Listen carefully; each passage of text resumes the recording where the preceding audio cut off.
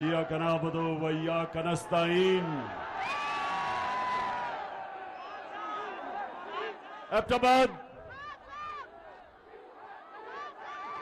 एबटाबाद इस शानदार और जुनूनी इस्तकबाल का दिल से आपका शुक्रिया अदा करता हूं। बहुत बहुत शुक्रिया।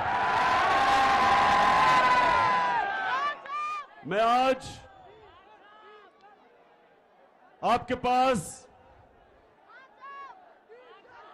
किसी मकसद से आया हूं। नौजवानों, डीजल और पेट्रोल की अभी बाद में बात करता हूं। पहले जिस मकसद से मैं आपके पास आया हूं, आपने थोड़ा सा सब्र करके मेरी बात सुनिए। मैं आज एबटाबाद में अपनी बहनों को खास तौर पे खराज तहसीन पेश करता हूं कि हमारे मुखालिफ वो ये कहते हैं कि गर्मी बहुत ज्यादा होगी, लोग नहीं निकलेंगे इस्लामाबाद में। ये मेरे बहादुर नौजवानों के लिए तो खैर गर्मी कुछ नहीं है, हमारी बहनों के लिए भी गर्मी कुछ नहीं है। इंशाअल्लाह कोशिश तो इंसान करता है, कामयाबी अल्लाह देता है, लेकिन ये मेरा ईमान है कि 20 तारीख के बाद जब मैं इस्लामाबाद की अपनी कौम को कॉल दूंगा, ये मेरा ईमान है कि जितने मर्जी भी ये कंटेनर खड़े कर दें, 20 लाख लोग से ज्यादा इस्लामाबाद आएंगे इंशाअल्लाह। एबटाबाद जरा फिर से, क्योंकि ये सारे डर डर के इस जलसे को देख रहे होंगे,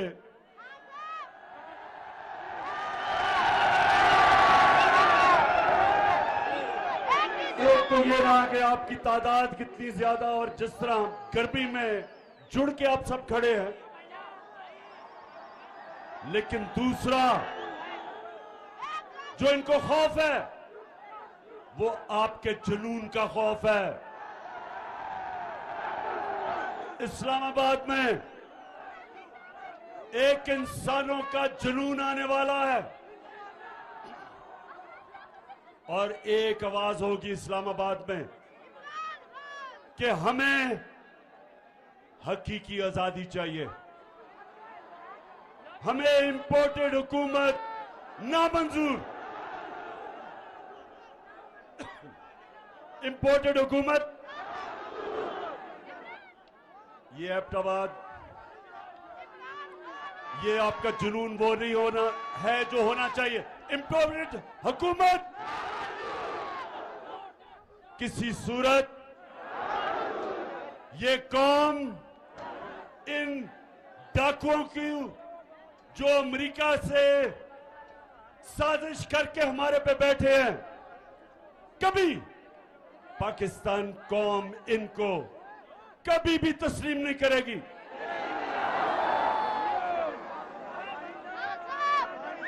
एबटाबाद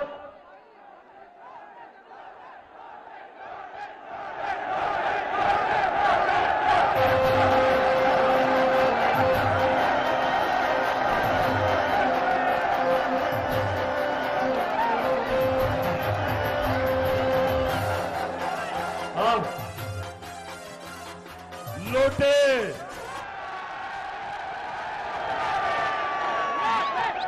जहां तक मेरी गिनती है, पख्तूनख्वा में से तो सिर्फ एक लोटा निकला है,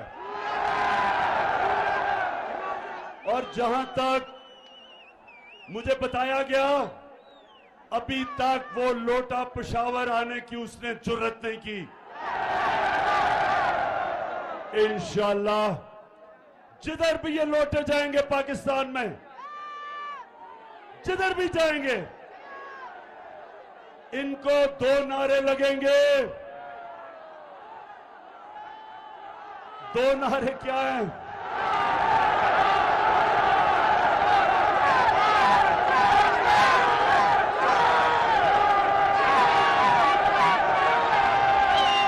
एक लोगों को नारा लगेगा ज़मीर फरोश चोर, और दूसरा नारा लगेगा गद्दार। जिधर भी ये जाएंगे इनको पता नहीं कि ये 2022 का पाकिस्तान, इसमें हमारे नौजवानों में शऊर है, कौम बेदार है। बड़े तो छोड़ो, स्कूल के बच्चों को भी पता है कि लोटा क्या होता है। इन्होंने एक अमरीकी साजिश का हिस्सा बनके, अमरीकी साजिश का हिस्सा बनके एक 22 करोड़ पाकिस्तानियों की मुंतखब हुकूमत को साजिश के तहत हटाया, और इनके साथ शामिल थे यहां के मीर जाफर और मीर सादिक। नौजवानों, ये कौन थे मीर जाफर और मीर सादिक? जिनको नहीं पता मैं फिर से बता दूं, मीर जाफर जो मुसलमानों का, मुगलों का गवर्नर सिराजुद्दौला था, उसका सिपहसालार था, कमांडर इन चीफ था। उसने अंग्रेजों के साथ मिलके गद्दारी की सिराजुद्दौला से, मुसलमानों से। अंग्रेज जीते, अंग्रेजों ने बंगाल, जो मुगलों का सबसे अमीर सूबा था, सबसे ज्यादा पैसा बंगाल से आता था, वो सूबे को मीर जाफर की वजह से अंग्रेजों के गुलामी में गया, और उसी जो सबसे अमीर सूबा था वहां कहत पड़े। अंग्रेजों ने इतना लूटा कि लाखों लोग भूख से मर गए वहां।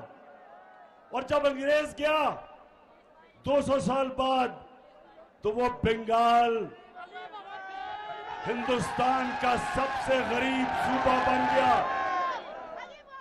और मीर सादिक वो था जिसने टीपू सुल्तान से आखिर में जाके अंग्रेजों के साथ मिलके गद्दारी की, और टीपू सुल्तान की शहादत हुई।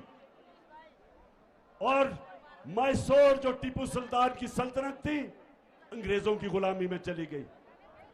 ये गद्दारों ने आज ये किया पाकिस्तान से कि पाकिस्तान का प्राइम मिनिस्टर जो किसी से बुरे ताल्लुकात नहीं चाहता, जो किसी के मुल्क के खिलाफ नहीं है, सबसे दोस्ती चाहता है, लेकिन जो चाहता था कि हमारी फॉरेन पॉलिसी हमारे लोगों के मफादात की तहफ़्फ़ुज़ करे, हिफाजत करे, हम अपने लोगों को किसी मुल्क के लिए कुर्बान ना करें।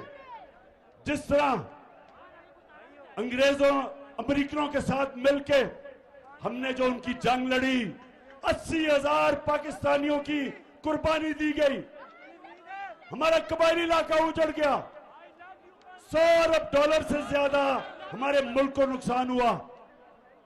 मैं कभी इस तरह की फॉरेन पॉलिसी मानने के लिए नहीं तैयार था। मैं कभी अमेरिकनों को पाकिस्तान में बेसिस देने के लिए तैयार नहीं था। मैं कभी अमेरिका की जंग में शामिल होने के लिए तैयार नहीं था। मैं रूस से, अगर मैं रूस गया तो मैं चाहता था, और हमारी बात चल रही थी रूस से, कि 30% कम कीमत पे रूस हमें तेल दे, ताकि मैं अपने लोगों के लिए पेट्रोल और फजल रहमान को सस्ता करूं।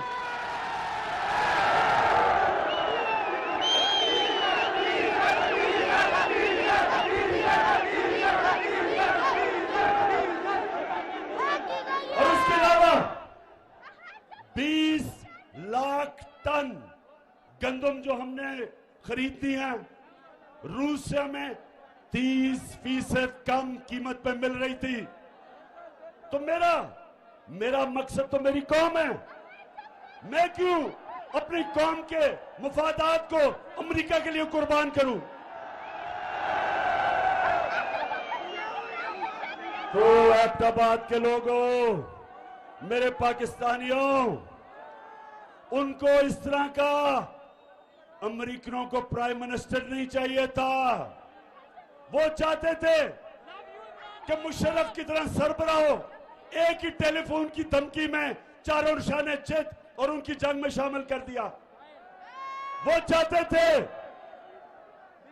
कि चेरी ब्लॉसम जूते पॉलिश करने वाला जो कहे, उसने क्या कहा कि बेगर्स आर नॉट चूजर्स। मतलब ये कि जो हम तो बेकारी हैं, इसलिए हमें अमेरिका की गुलामी करनी पड़ेगी। शहबाज शरीफ, तुम बेकारी हो, तुम गुलाम हो, तुम बुज़दिल हो, तुम डाकू हो। तुम्हारी चोरी का पैसा बाहर पड़ा हुआ है और अपने पैसे को, अपने चोरी के पैसे की और अपने भाई के और अपने खानदान के चोरी के पैसे को बचाने के लिए आपने, अगर आप समझते हैं कि हम आपके खातिर अमेरिका की गुलामी करेंगे, किसी गलतफहमी में ना रहो। ये कौम नौजवानों याद कराओ, ये कौम जब बनने लगी थी, तहरीक पाकिस्तान था, तो वो कौन सा नारा था कि पाकिस्तान का मतलब क्या? ये उस नारे पे बनी है cherry blossom boot polish Shahbaz शरीफ।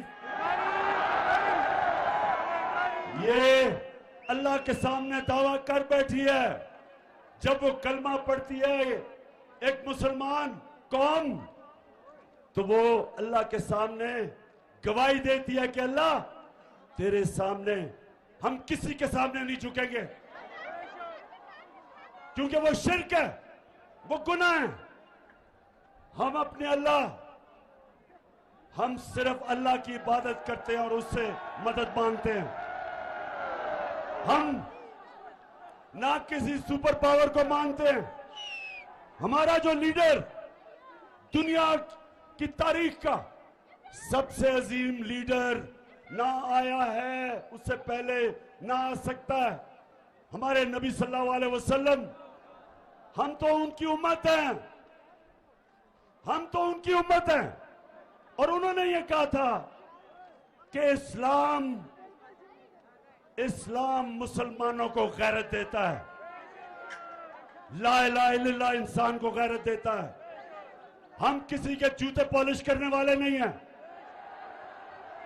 और इंशाअल्लाह इस्लामाबाद में 20 के बाद जब मैं कॉल दूंगा, तो सारी कौम इस्लामाबाद पहुंच के एक पैगाम देगी, एक ही पैगाम देगी, एक ही पैगाम देगी कि इंपोर्टेड हुकूमत नामंजूर।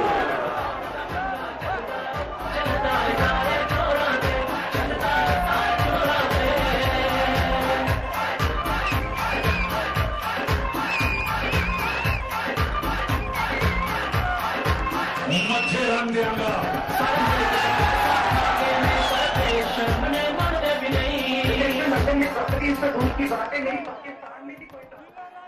हाँ, कहती मोहतरमा फरमाती है कि लंदन तो छोड़ो, पाकिस्तान में भी कोई प्रॉपर्टी नहीं है।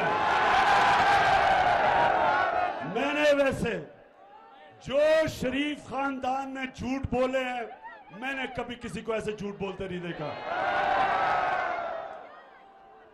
तो अच्छा, अब नौजवानों, बाशऊर नौजवानों, दिलेर नौजवानों और मेरी बहनों, सुनो जरा। मैं आज अपने मीडिया से एक सवाल पूछता हूं। ये जब से इंपोर्टेड हुकूमत आई है, सारी चीजों की कीमतें ऊपर चली गई है। तो मैं अपने मीडिया से पूछता हूं कि कितनी दफा आप माइक लेके दुकानों में और बाजारों में जाके पूछा कि महंगाई है या नहीं है। हमारी बारी तो 4 रुपए टमाटर पड़ते था तो सारे बाजारों में फिरने शुरू हो जाते थे कि जी किधर है नया पाकिस्तान। तो मैं चाहता हूं कि हमारा मीडिया हमारे से जो कर गया, और ठीक है मीडिया को करना चाहिए, मीडिया का काम है तनकीद करना, लेकिन ये जो अब इंपोर्टेड हुकूमत आई है, अब तो मुझे माइक नहीं नजर आ रहा कहीं जाते हुए। अब तो मीडिया के मेरे बड़े बड़े जबरदस्त मीडिया के हमारे लोग हैं। तो मैं जरा आज आपसे दरख्वास्त करता हूं कि खुदा के वास्ते जरा माइक लेके दुकानों में तो जाएं, बाजारों में जाएं, नौजवानों के पास जाएं। घी की कीमत पूछ लें कि घी कितना है, पूछे तो सही कीमतें किधर गई हैं, बिजली कितनी है, और अभी डीजल और पेट्रोल कितना है, पूछे तो सही लोगों से।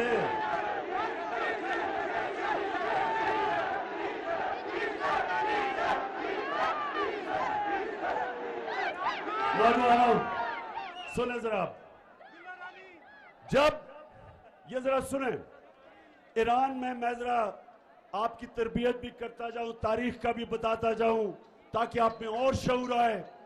सोशल मीडिया ने वैसे ही आप में शऊर पैदा कर दिया। ईरान में 1954 के करीब, सुने जरा, एक उनका बड़ा तकड़ा इलेक्टेड प्राइम मिनिस्टर आया, उसका नाम मुसद्दक था। मुसद्दक इलेक्ट होके आया ईरान में। उसे पता चला कि ईरान का जो तेल है, वो सारा तेल जो ईरान से निकलता है, उसका सारा पैसा अमेरिकन और बरतानियों की तेल की कंपनीज वो सारी पैसा बना रही हैं, और ईरान के लोगों को मिल कुछ नहीं रहा। क्योंकि वो अवामी प्राइम मिनिस्टर था, उसने फैसला किया कि ये जो तेल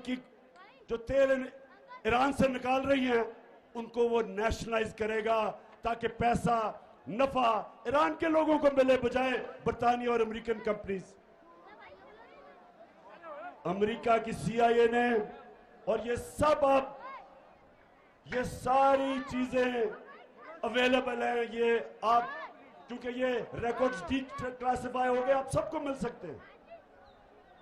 हुआ क्या, अमेरिका ने फैसला किया कि इसको कराना चाहिए, रजीम चेंज करनी चाहिए। उन्होंने सबसे पहले चीज क्या की, उन्होंने मीडिया के ऊपर पैसा खिलाया, मीडिया को पैसा दिया कि टमाटर महंगे हो गए, प्याज महंगे हो गए। उसके खिलाफ, मुसद्दक के खिलाफ, पब्लिक को उसके खिलाफ करने के लिए मीडिया को उठाया। फिर उसके अंदर, उसकी पार्टी के अंदर जो सियासतदान थे, उनको लोटा बनाने की कोशिश की, पैसा चलाया। और फिर उन्होंने जो ऑपोजिशन पार्टीज थी, उन ऑपोजिशन पार्टीज को कहा कि इनके खिलाफ मुजाहरे करो। आपने देखा ही होगा, कभी डीजल कह रहे लॉन्ग मार्च करूंगा, और कभी ना बिलावल कह रहे मैं लॉन्ग मार्च करूंगा, कभी सारी 11 की 11 पार्टीज मीनारे पाकिस्तान में निकली इमरान खान को गिराने के लिए, ये ईरान में भी यही हुआ और आखिर में फिर साजिश के बाद मुदाखलत हुई और प्राइम मिनिस्टर मुसद्दक को हटाया गया। यही पाकिस्तान में जो मीडिया के ऊपर पैसा चला है, किन किन के ऊपर पैसा चला है, आपको सबको पता चल जाना चाहिए कि वो आज टमाटर और प्याज की बातें नहीं कर रहे, वो आज बिजली की कीमत जो बढ़ी है बातें नहीं कर रहे, वो आज ये नहीं बता रहे कि ये जनाब एक आदमी जिसको इन्होंने प्राइम मिनिस्टर बनाया है और जिसके बेटे को चीफ मिनिस्टर बनाया है, ये कोई बात नहीं कर रहा कि इनके ऊपर फैमिली पे 40 अरब रुपए के करप्शन के केस हैं। 16 अरब एफआईए के अंदर इनके नौकरों के नाम पे पैसे पकड़े हैं, जिसमें आपने सुना होगा मकसूद चपड़ासी का, जिसको बाहर भिजवा दिया।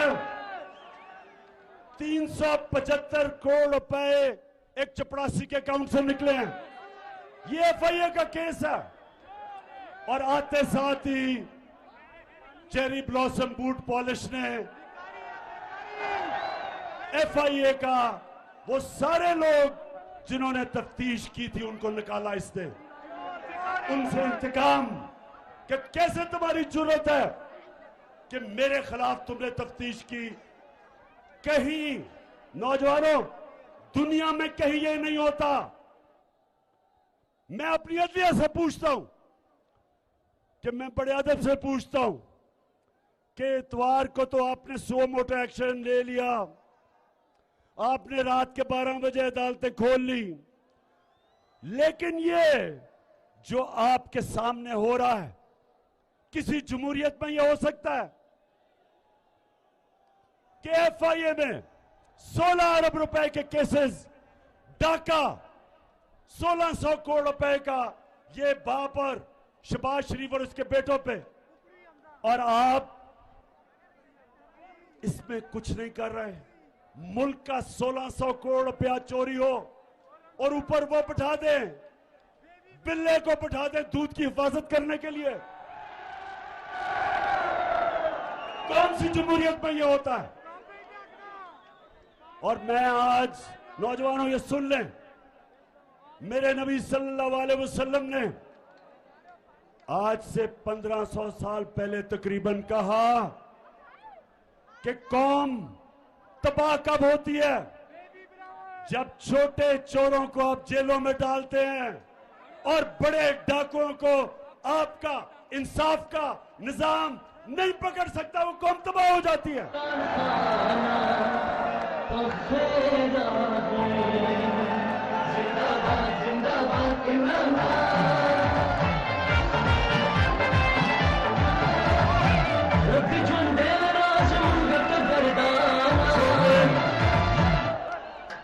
अब देखें, अब जरा नौजवानों जरा सुने, हमारे नबी सल्लल्लाहु अलैहि वसल्लम जिन्होंने मदीना की रियासत बना के एक ऐसी मिसाली रियासत बनाई कि कई सौ सदियों तक, कई सौ साल तक मुसलमान दुनिया की इमामत की उन्होंने, तो उन्होंने जब ये कहा कि छोटे चोरों को जब जेल में डालते हो और बड़े डाकुओं को आपका निजाम नहीं पकड़ सकता, कौम तबाह हो जाती है। छोटे चोर साइकिल चोरी करेगा, भैंस चोरी करेगा, मोटरसाइकिल चोरी करेगा, हाँ मुल्क में तो मुश्किल पड़ेगी, लेकिन कौम नहीं तबाह होगी। कौम तब तबाह होगी जब अरबों रुपया मुल्क से चोरी करके, और जब आप अरबों रुपया चोरी करते हैं आप बिस्तर के नीचे नहीं रख सकते, आप बैंक में नहीं डाल सकते, आपको मुल्क से बाहर भेजना पड़ता है। और जब अब मुल्क से पैसा बाहर भेजते हैं, डॉलर लेते हैं, जब डॉलर खरीद के मुल्क से पैसा बाहर भेजते हैं, डॉलर की कमी होती है। जब डॉलर कम होता है तो रुपया गिर जाता है, डॉलर ऊपर चला जाता है, रुपया नीचे। जब रुपया गिरता है, और जैसे ये आए हैं रुपया गिरना शुरू हो गया। जब रुपया गिरता है नौजवानों, तो महंगाई होती है, सब चीज महंगी हो जाती है, गुर्बत होती है, मुल्क तबाही की तरफ चला जाता है।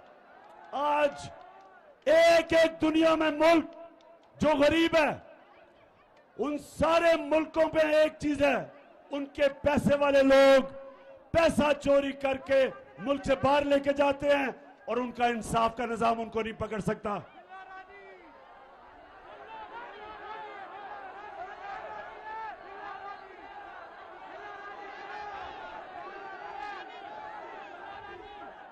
किसने कहा था कि अजान बज रहा है? अजान के 2 मिनट सांस ले लो। अभी मैंने आपसे और आखिर में 2-3 बड़ी जरूरी बातें करनी है। मैंने आप सबको तैयार करना है इस्लामाबाद के लिए, और इसमें हमारे खानदान भी आएंगे, फैमिलीज आएंगी, सबसे ज्यादा मेरे दिलेर नौजवान आएंगे। और पख्तूनख्वा, क्योंकि आप इस्लामाबाद के सबसे करीब हैं, तो मुझे सबसे ज्यादा मैं पख्तूनख्वा के लोगों को वहां देखना चाहता हूं। और मेरे लिए नहीं आना आपने अपनी हकीकी आजादी की जंग लड़ने आना है। आपने कायदे आजम का पाकिस्तान बनाने आना है। होगी आजान? अच्छा जी नौजवानों, सुनो जरा मेरी बात। अब मैं अपनी बात की खत्म करने की तरफ जा रहा हूं। देखें, हमारा मुल्क बना था,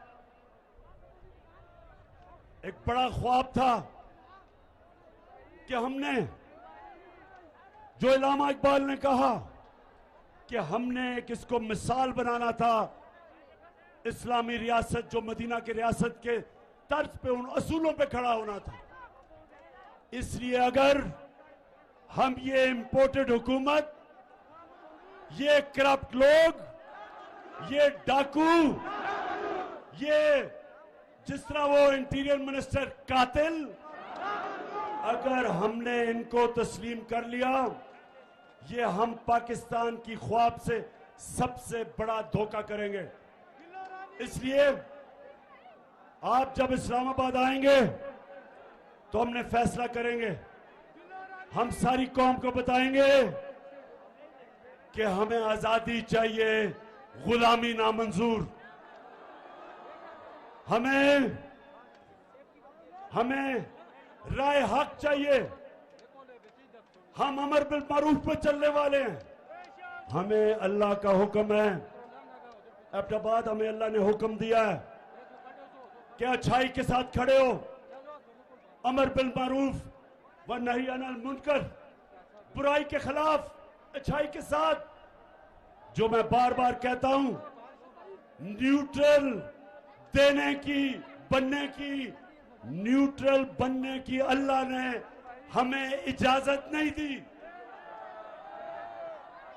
हम अच्छाई का साथ दें, राय हक पे चले, इंसाफ के लिए खड़े हों, लेकिन अल्लाह ने हमें ये इजाजत नहीं दी कि मैं कहूं ना मैं तीतर हूं ना मैं बटेर हूं, मैं तो न्यूट्रल हूं। मैं बार बार कहता हूं, न्यूट्रल सिर्फ जानवर होते हैं। इंसान को तो अल्लाह को जवाब देना होता है। उसने तो दुनिया में भेजा है और उसने आपको कहा है कि आखिरत में मैं तुम्हारे से जवाब लूंगा। क्या तुम राय हक पे चले? क्या तुम इंसाफ के साथ खड़े हुए? क्या तुमने जुल्म का मुकाबला किया? क्या तुमने नाइंसाफी के खिलाफ जिहाद की? क्या तुमने अपनी आजादी के लिए, क्योंकि अल्लाह ने तो आपको ला इलाहा इल्लल्लाह के बाद आजाद कर दिया, क्या आपने एक इंपोर्टेड हुकूमत के खिलाफ जदोजहद की? पूछेगा अल्लाह आपसे। आप ये नहीं कह सकेंगे नहीं जी मैं तो न्यूट्रल हूं। आपको उसने ये इजाजत नहीं दी। जानवरों को आप देखते हैं प्रोग्राम्स में, बड़ा शेर आके किसी हिरन या किसी जानवर को पकड़ लेता है, कोई उसको बचाने नहीं आता क्योंकि वो न्यूट्रल है सारे। इंसान को उसने इजाजत नहीं दी।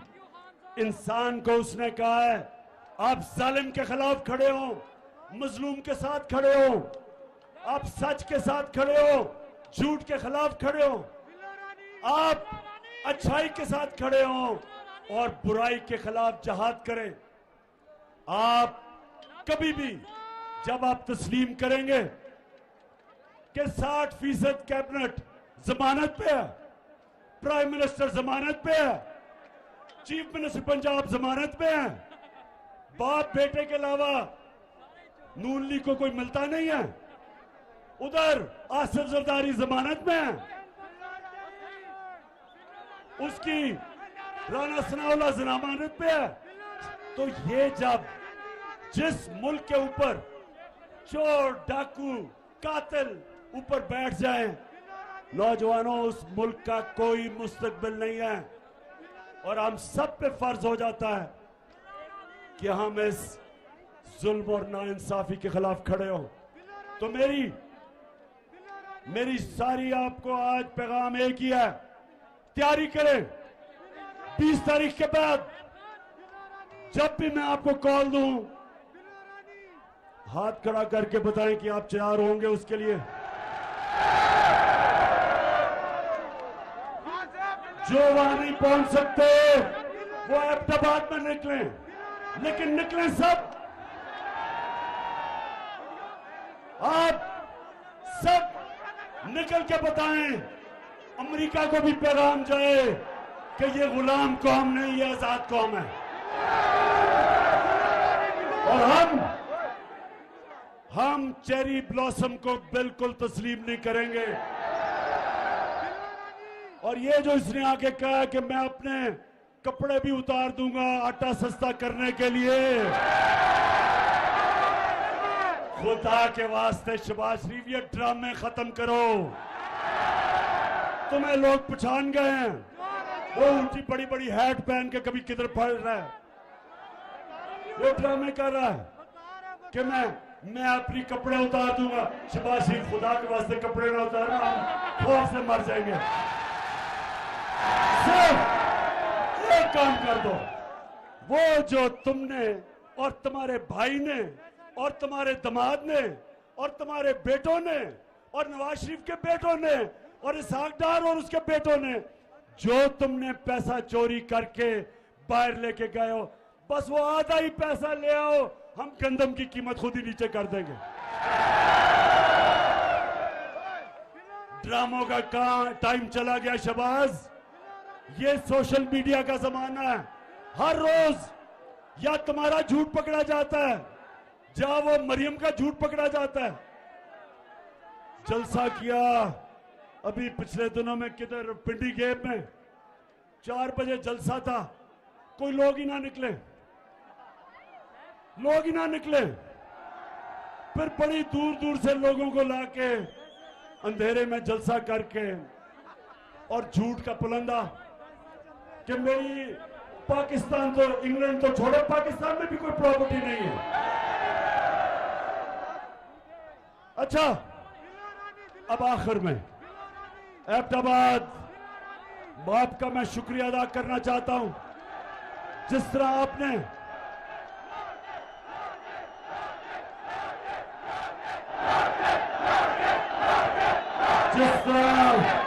आपने हमें इलेक्शन जिताई, शिकस्त दी, कहते थे कि नून लीग का गढ़ है।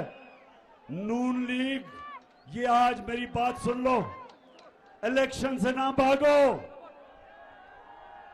जब भी इलेक्शन होगा, तुम समझते हो कि तुम अब सेंट्रल पंजाब में रह गए हो, तुम्हें सेंट्रल पंजाब में भी अब छुपने की जगह नहीं मिलेगी,